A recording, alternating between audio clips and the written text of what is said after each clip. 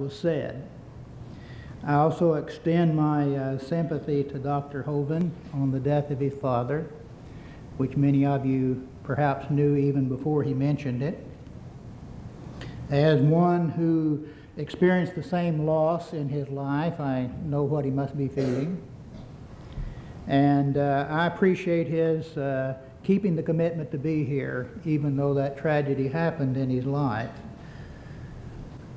Be that as it may, I hope the audience will understand that this is a public debate and that we are both very firmly committed to what we believe. And I hope none of you will think that if I press the issue that I am in any way attacking him personally, because that is not my intention. One thing that I regretted was that he did not read and define the proposition, and after listening to his speech, I think I know why. I think he wanted to discuss his creation science theory more than he wanted to debate the proposition that we agreed to debate.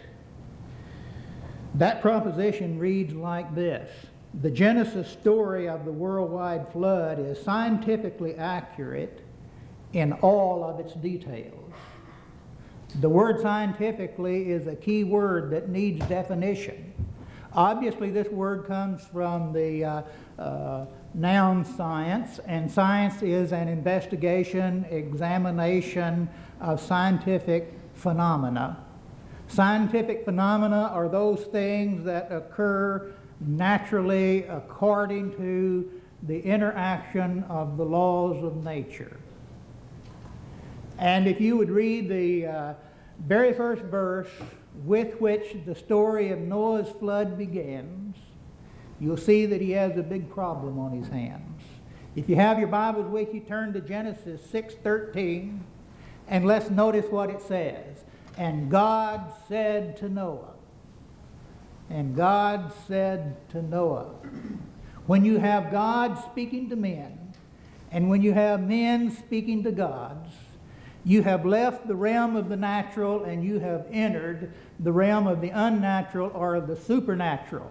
So we see that the story of Noah's flood begins with a fact that cannot be considered scientific because it has nothing at all to do with the laws of nature. And he also referred to the place in the Genesis story where it says that God sent a wind to dry the surface of the earth. If God sent a wind, then this was not a natural phenomenon, and therefore it cannot be a scientific detail. I want you to understand that his commitment is to prove that all of the details in the Genesis story of the flood were scientifically accurate. And I saw a little effort on his part to say the Genesis story of the flood says this, and here's why it can be considered scientific. And the Genesis story of the flood has to say this, and it can be considered scientific because of this, and this, and this. That was what I expected him to try to do.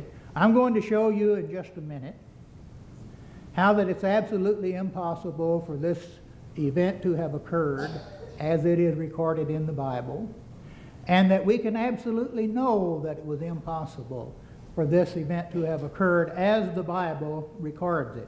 But first I want to make some comments on the remarks that he made. He said the reason why people reject the Bible is that they want to live a loose life. Well, I sort of consider that to be insulting, and I'm not even going to bother to comment on that. But it's not the first time that people have said that to me. And I'm perfectly willing to compare my morality to his or anyone else who claims to be a Christian any time that people want to do that.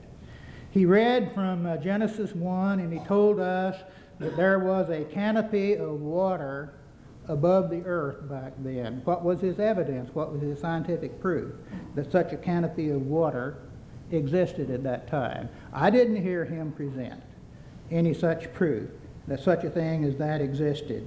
He showed us some slides to indicate that animals were huge in the past, and I'm not going to deny that that is so. I know that animals tended to be large in the past. After all, we have the age of the dinosaurs.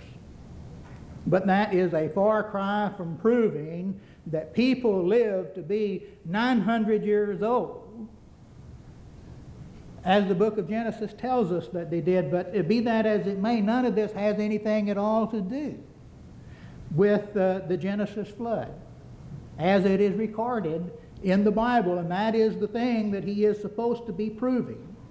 I was very happy to see him refer to petrified trees that have been found standing in place. And I was a little bit surprised that he referred to Yellowstone Park as an example of a place where you can go to find these. I just wish that he had tried to go more into detail on what is found at a place called Specimen Ridge in Yellowstone Park. At Specimen Ridge, there are 27 petrified forests standing on top of each other with a layer of volcanic ash in between. And these are not trees that floated in the water during the Great Flood for a period of time and then sank to the bottom standing upright. Because geologists have discovered that many of these trees are in place with their root system petrified in the layer of rocks that they are sitting in.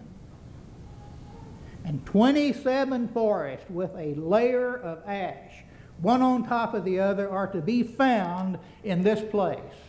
Many of the trees have been examined, and the rings indicate that the oldest were 500 years old in each layer. We'll multiply 27 by 500 and you get more time than his creationist theory will allow. And also it's a known fact that it takes about 200 years for a volcanic deposit to decay so that it's suitable for plants to take root in. So you multiply that into your formula and you see you have about 20,000 years, and that's just about 2 times too long for his creationist theory. Anyway, in the time that I have, I want to develop a point, and I want you to listen very carefully to this. He showed you a model of the ark, and I'm going to prove to you that it is impossible that any such boat as that was ever made.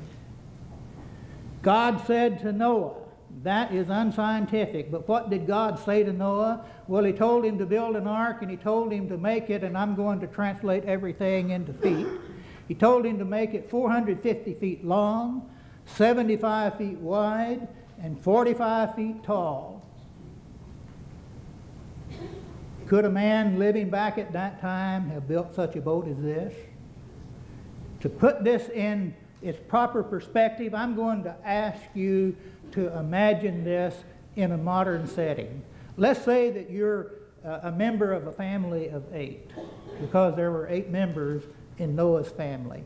And let's just assume that God appeared to you one day and he said, I'm going to destroy the world by a flood, and I want you to build a boat out of gopher wood, whatever kind of wood that was, and I want you to make it 450 feet long, 75 feet wide, and 45 feet high. You would have a tremendous advantage